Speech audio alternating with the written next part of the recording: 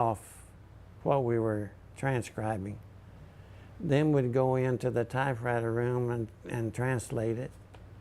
If we made one mistake, we couldn't erase. You had to retype it. So I thought, man, I'd sure love to take the bite. I'm not going to do that. And it's a shame. They say shorthand is the easiest, quickest thing to remember, to forget, and that's true. I can remember a few, but I'd be lost. But I knew it pretty good. To go in, her name was Pollard, Lena Pollard. Now you said that your dad owned a gas station and store. Can you tell me a little bit about where that was and a little bit about it? If you know what is called Fry Road now on the main drag that goes through, it used to be called Denver. You know, even that school out there used to be Denver School. I don't know if it's still Denver, but that was Denver Street.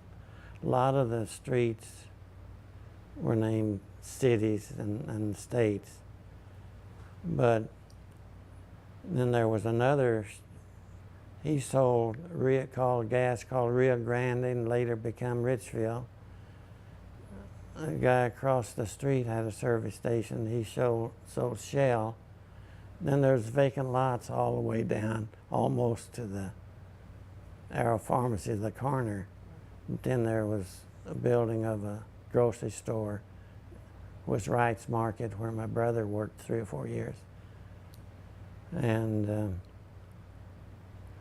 anyway, he would buy wood from the Indians, would bring in wood for sale. A lot of wood was used in heating and cooking back before Chandler got gas and electricity.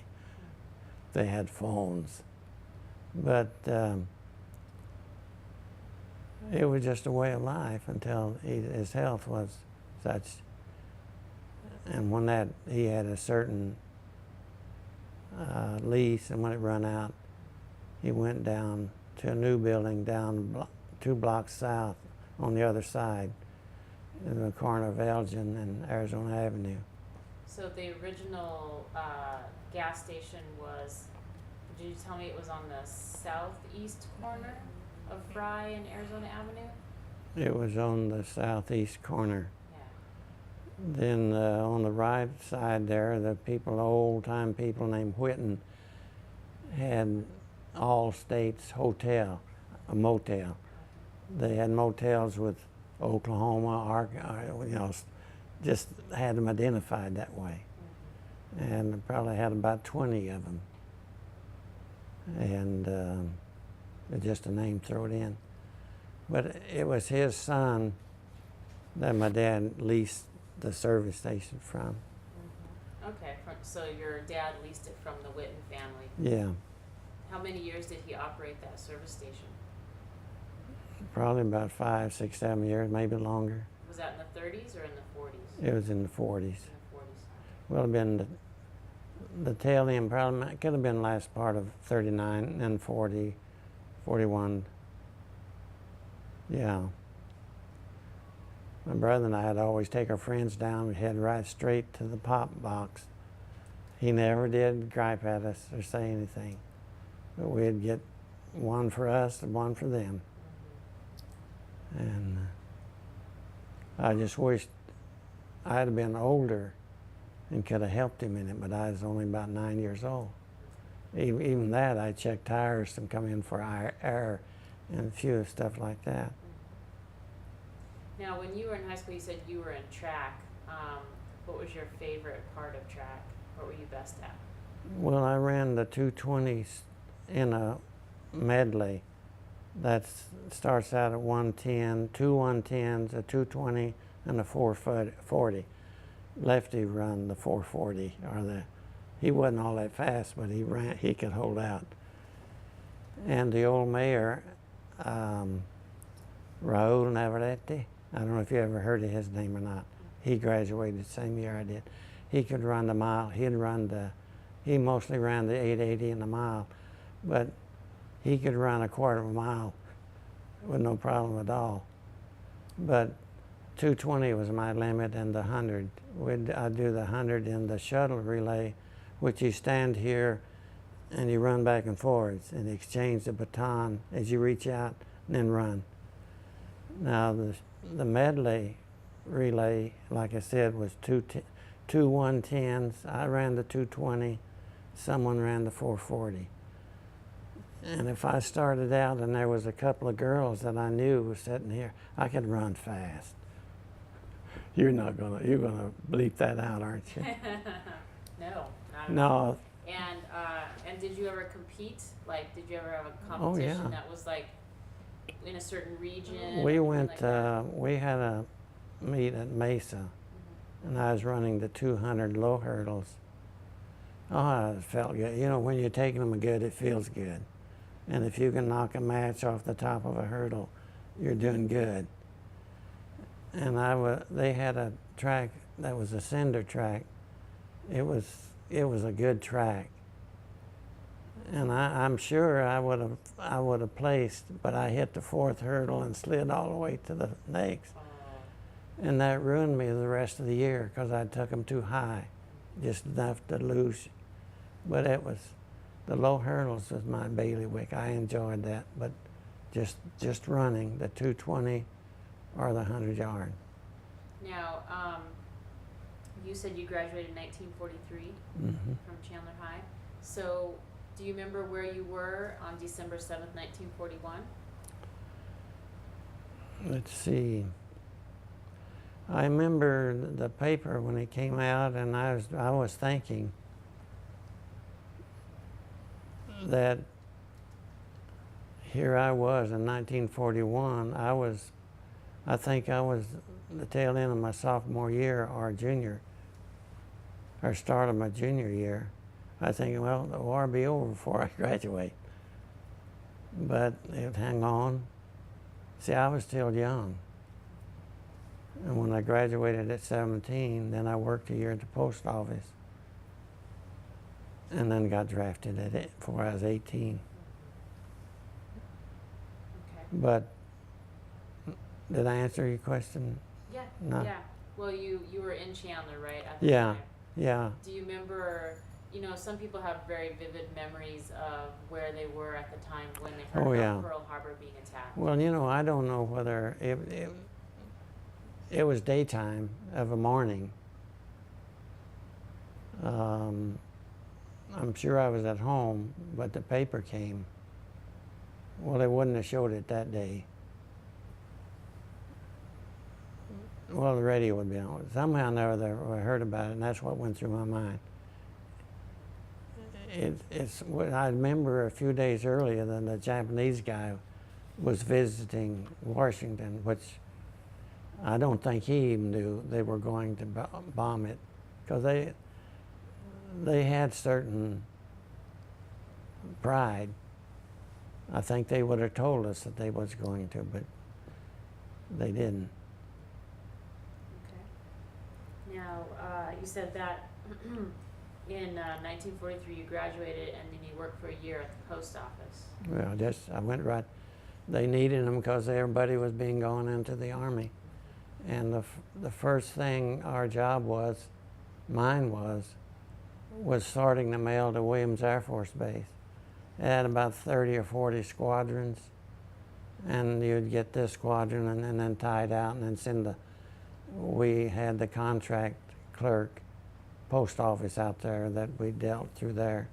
But then the military people did the other part. So it was sorting the mail in the bags to send out there for them, the military, to get them and already be sorted out to squadrons. So all the mail for the Williams Air Force Base was coming into Chandler Yeah, and then being sent. Yeah, until it used to be known as Chandler until Mesa. See, really, a lot of the people that come into the base, we weren't big enough, didn't have that many rentals. So we had our part of the base, but most of it was Mesa, East Mesa, and that like that. So recently, I say recently, the last few years, it's been known as Mesa, or the Gateway Airport, because they took over some things. And I'd been retired for years, and it didn't make any difference to me. But there was a certain amount of pride. Mm-hmm. That it was that the Air Force Base was kind of part of Chandler. Yeah, you know, there would always be a group that come in that would be members of the church where we go. We go over here on the Church of Christ at 400 block North Alma School Road. And they'd come in, they'd work with us, and they thanked us for using them instead of treating them, sitting them on the sideline. And then they'd leave. So that's why people eventually come back here. They saw what kind of weather Arizona had and people. And I don't know, I don't think I'd ever went back to Paso Robles out of Camp Roberts. But that's a different story. Yeah. We're getting to that. We're going to get to there. Okay, so so you were drafted. When were you drafted? I think it was the 29th day of March, 1944. Okay. And you went into the Army? Army. Okay. Where did you enter service at? I reported for induction over at Mesa, and we drove a bus all night to the induction station, I guess they call it, Fort MacArthur at San Pedro, California. And then there for a couple of weeks, got uniforms and this and stuff, what like you do when you get started. And that was the second night I was ever away from home in 18 and a half years, or 18 some years. It was just one time I went home with my aunt and uncle. I rode with them in their horse and wagon from eastern Oklahoma one night. You don't think that's devastating. How did you feel about that? Well, it had to be done. You know, just like overseas. You don't like, where can you go? You know, there's no place to go. You just buckle down. Yeah. How did your parents feel about you being drafted into Well, military service? they didn't like it. Now, my brother stayed home because he was working at a grocery store. And he was the mainstay for their welfare, so he got a classification. I had none. And it doesn't bother me. And I later found out when I was hounding him for a dime or a nickel when I was younger, that as he was working, he was letting half of his salary go toward our grocery bill. I owed him. I really owed him. And he would say I didn't. But when I jumping a little ahead, he started to work at the post office while I was in the service. When I come back, he was there. So we had a long time together in church and post office and work and school. Now I end up happily with his wife. Both of us were with our first wives 50 some odd years, and got kids.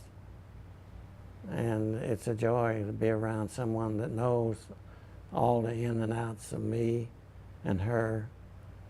Her dad was a preacher in the church where we went to and that stuff.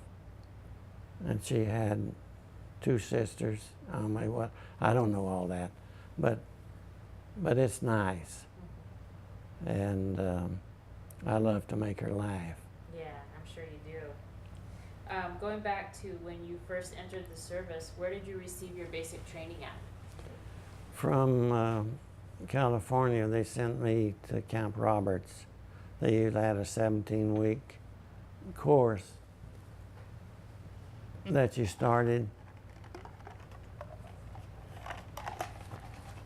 But first, at Camp Fort MacArthur, when they measured me I thought I wore size 8 shoes. Then they gave me 9.5 Charlies. That's 9.5 C's. I told them I did a size 8. And then I picked up 2 buckets of sand and my feet just leveled out. You know, but that, you ever hear somebody with an old pair of GI shoes start running? Your foot slaps. You can't. I wasn't heavy enough to get the soles to bend hardly. I weighed about 138.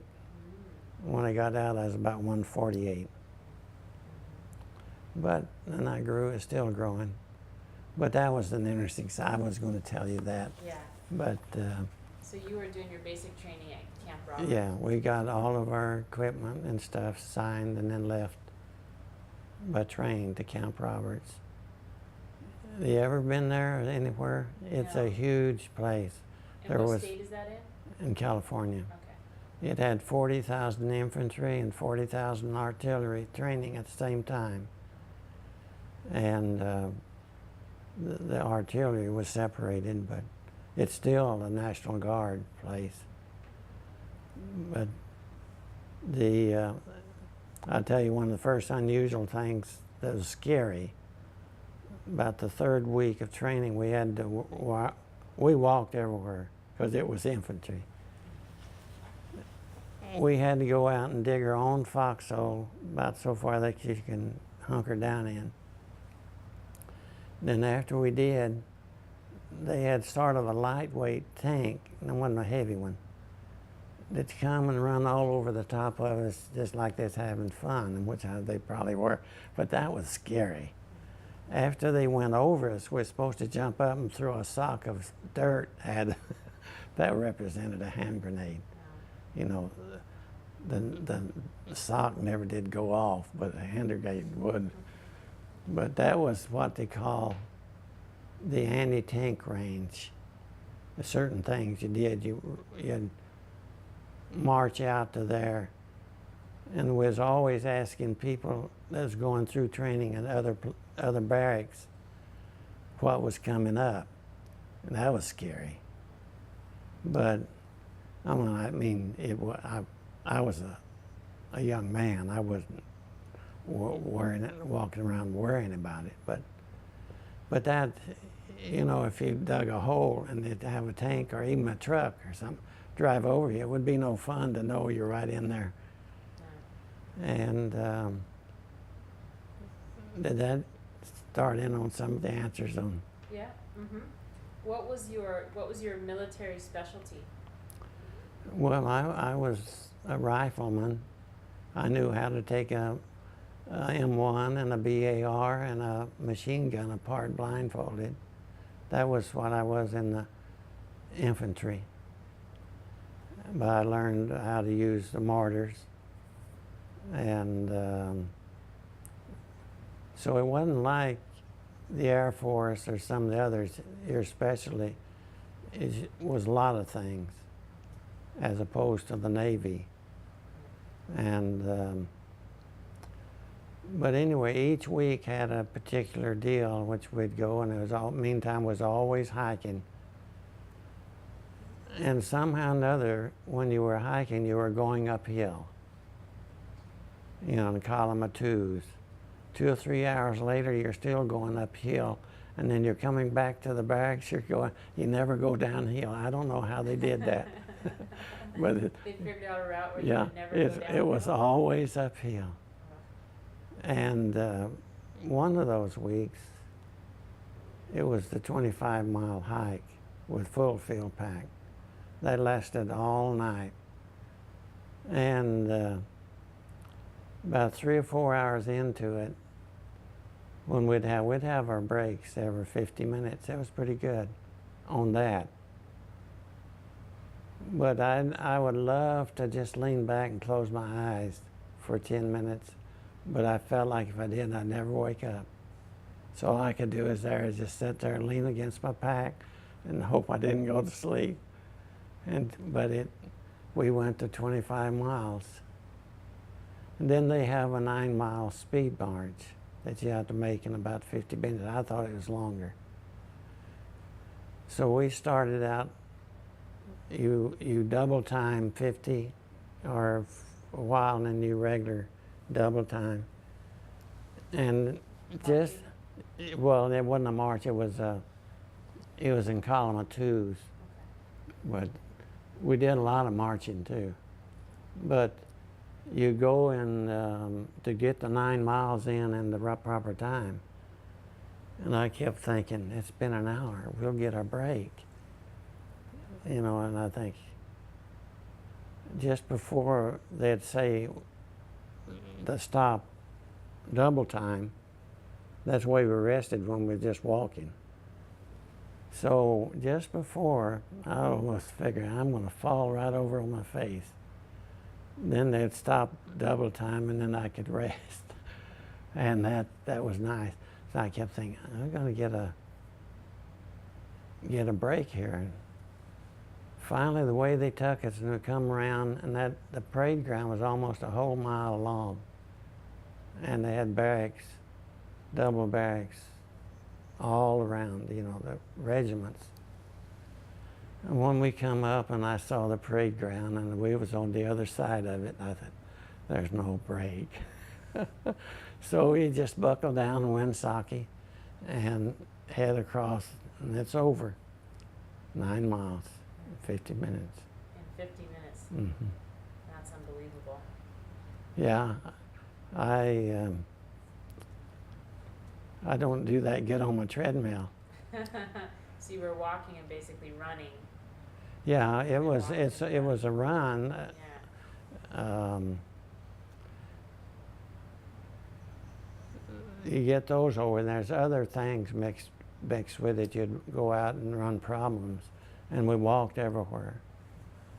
We'd go out and climb this 3 or 4 story thing that I wouldn't have done for love nor money up those